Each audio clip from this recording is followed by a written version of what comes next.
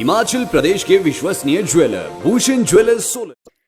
Himachal Pradesh police प्रमुख SR Mardi ने बताया कि 2 और कोरोना पॉजिटिव केस आने से हिमाचल में कोरोना का आंकड़ा 35 हो गया है और इस समय 18 पॉजिटिव केस अस्पतालों में उपचाराधीन हैं।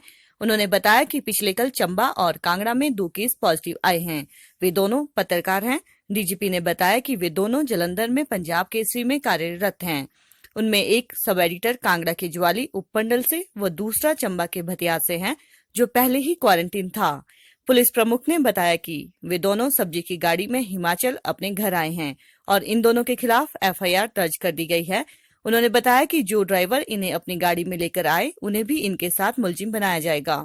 पुलिस प्रमुख ने इस दौरान आवश्यक सेवाओं में लगे सभी ड्राइवर्स को चेतावनी दी है कि अगर वे अपने साथ किसी को गाड़ी में बिठाकर लाते हैं तो उनके खिलाफ सख्त कार्रवाई की जाएगी और एफआईआर दर्ज की जाएगी। उन्होंने कहा, जो जहां है वहीं रहे। हिमाचल प्रदेश के विश्वसनीय ज्वेलर भूषण ज्वेलर्स सोलन। मुझे बड़ी अफसोस से कहना पड़ रहा है कि हिमाचल प्रदेश में 2 और कोरोना वायरस पॉजिटिव केसेस निकले हैं। कुल मिला के इस वक्त अस्पताल में 18 लोग उपचाराधीन हैं। हिमाचल में कुल मिला के 35 केसेस हुए हैं। जो कल 2 केसेस हुए हैं, दोनों पंजाब केसरी का दफ्तर जलंधर में स्थित में काम कर रहे थे और उनमें से एक sub editor Jawali sub division में रहने वाला है और दूसरा जो क्लर्क जो पटियाट सब डिवीजन चंबा में रहने वाला है। ये पहले से ही क्वारंटाइन में था। जो पंजाब केसरी के सब एडिटर्स दोनों जो सब्जी के ट्रक से बैठकर हिमाचल के अंदर आए, अपने घर चले गए, इन दोनों के ऊपर हमने एफआईआर दर्ज किया है और जो ड्राइवर्स इनको लेके आए हैं, इनको भी इन्हीं एफआईआर में मुलजिम बनाया जाएगा। और मैं एक चेतावनी तमाम ड्राइवर्स को देना चाहता हूं जो एसेंशियल कमोडिटीज में इन्वॉल्व हो या जो कार्गो ट्रैफिक में इन्वॉल्व हो। ये अगर किसी दूसरे राज्य से व्यक्ति को अंदर लाने का प्रयास करेंगे, उनके ऊपर एफआईआर होगा और जो अंदर आने का प्रयास करेगा उसके ऊपर भी कड़ी कार्रवाई होगी।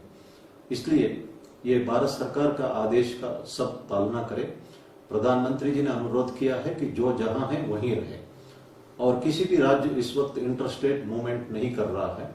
ये भारत सरकार का कानून भी है और इसलिए जो बेहतर आपको ये होगा कि सोशल मीडिया में हर कुछ लिखना या हर किसी को टेलीफोन करने से बेहतर है आप जो समाधान ई पोर्टल है भारत सरकार का, इसमें आप अनुरोध कर सकते हैं, अपना सुझाव भी दे सकते हैं।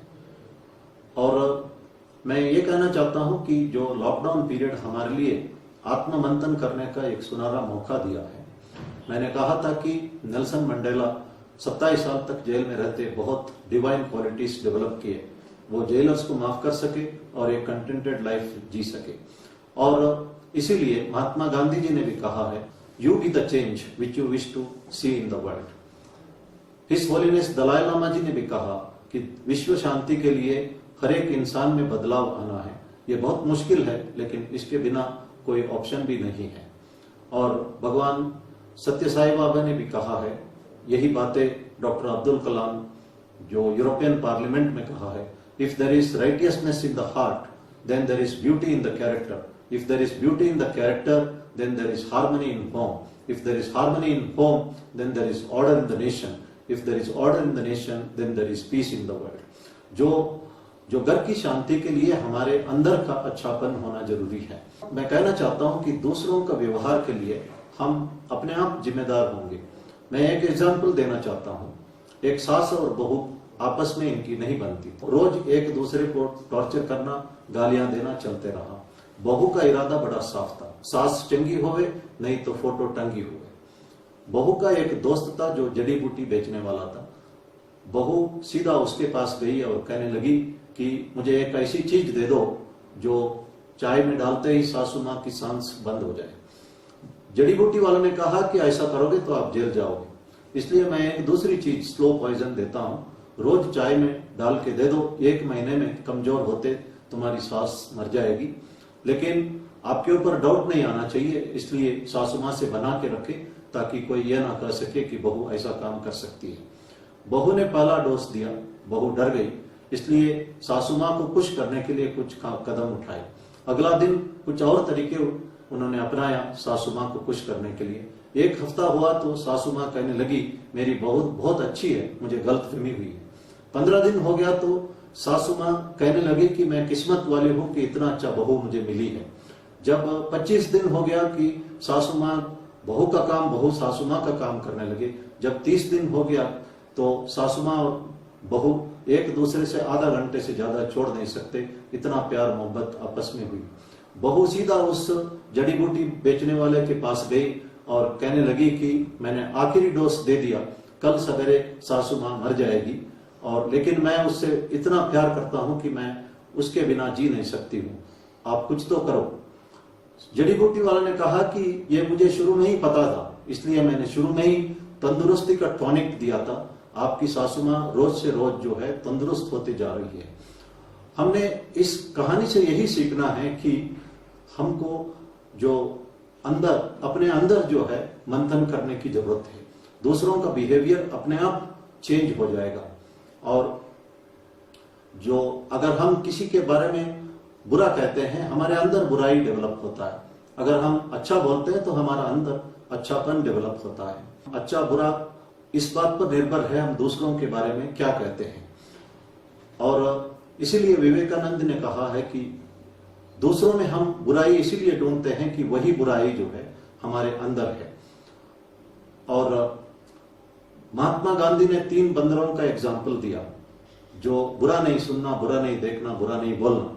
हम इसको डेवलप करें, हम अच्छा ही बोले, अच्छा ही सुने, अच्छा ही देखे, अच्छा ही सोचे और अच्छा भी करते रहे। और एक दूसरे को तारीफ करना हमारा आदत होना चाहिए।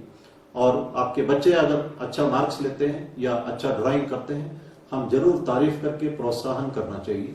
और आपकी पत्नी अगर अच्छा खाना बनाती है और वो खाना आपको अच्छा लगता है तो जेन्युइनली आपको तारीफ करना चाहिए। तारीफ जो है हमारी आदत बनना चाहिए।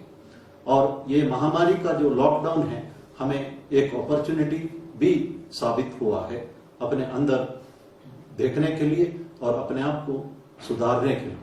दुनिया भर इस वक्त लोग अपने घर में बैठे हैं, करोड़ों लोग आत्ममंथन कर रहे हैं, और ये भी एक अपॉर्चुनिटी के तौर पर साबित हो रहा है। और मैं उम्मीद करता हूं कि महात्मा गांधी और भगवान श्री सत्य साई बाबा और हिज होलीनेस दलाई लामा जी ने जो कहा वो सत्य होगा। जो महामारी के उपरांत का दुनिया बेहतर होगा। धन्यवाद।